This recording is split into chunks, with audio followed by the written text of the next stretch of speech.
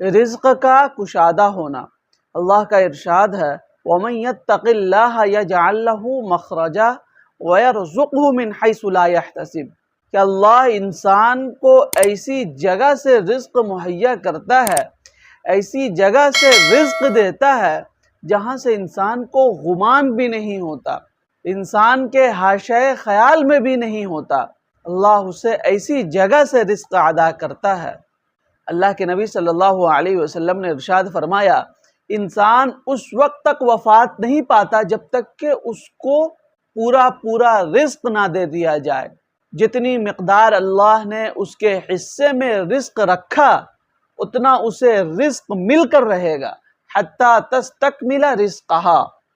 اللہ کا ارشاد اور اللہ کے نبی صلی اللہ علیہ وسلم کی ارشاد سے جو نکات نکھر کر سامنے آتے ہیں وہ یہ ہے کہ تقوی رزق کی کنجی ہے، اور رزق کے لیے حرام راستے کو اپنانا یہ گمراہی کا سبب ہے، اور جو اللہ پر بھروسہ کرے گا اس کا ضامن اللہ ہے۔